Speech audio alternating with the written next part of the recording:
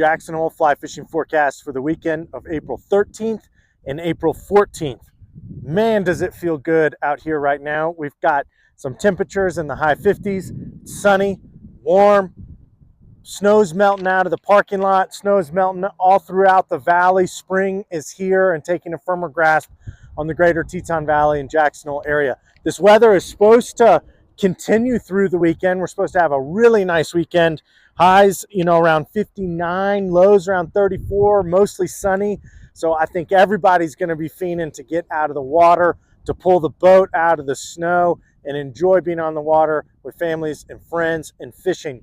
Our 10-day forecast looking into it is we start to cool down again midweek of this coming week, and then things look to get more stable and more warm by next weekend. So we're definitely in the spring thaw cycle, and we couldn't be even more excited about it.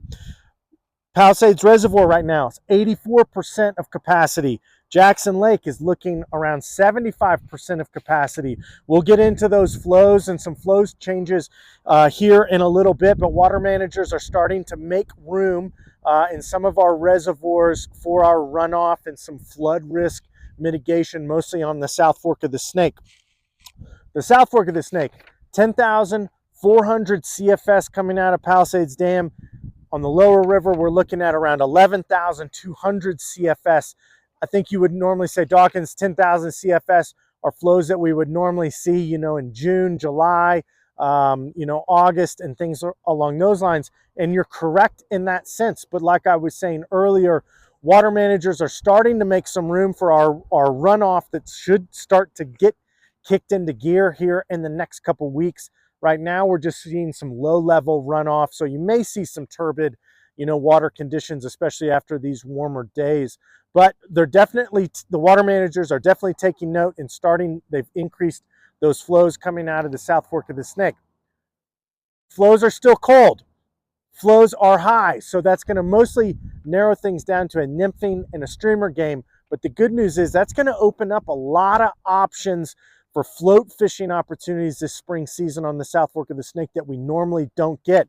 The canyon, the lower river, that usually are hovering around like 1,800, 2,000, 3,000 something CFS that are really bony and really low, now have all opened up, for the angling opportunities this spring season. I'd concentrate on nymphing with rubber legs, zebra midges, San Juan worms, Baetis imitations, small tungsten pheasant tails and things along those lines until we get some water temperatures that increase to start kick-starting more of our bugs like our blue-wing olives and things along those lines.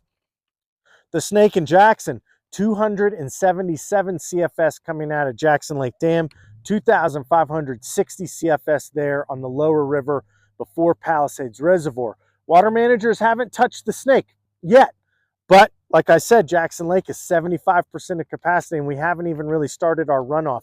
So I'm sure there is a plan that hasn't necessarily been communicated to us in detail, but I would suspect some of those flows to increase here in the next couple weeks as water managers make some room. The news on Wilson Bridge that has been closed since seems like forever is today is the starting day of access for float fishing, float recreation opportunities every day until April 28th until 10:30 a.m. So after 10:30 a.m., the construction management crew and the workers regain, control of the area. But it's a pretty awesome thing that now anglers and general recreational users and people can use Wilson Bridge there early in the morning. There's no parking at the Wilson Bridge boat ramp area. Patrons and users have to use the Stilson lot, but throw that sort of in your quiver for fishing options coming up, because South Park and Astoria were sort of some of the only ones really open here the past couple weeks. Early season and pre-runoff fishing season on the Snake can be some of the best that we can see. Blue-winged olives, midges,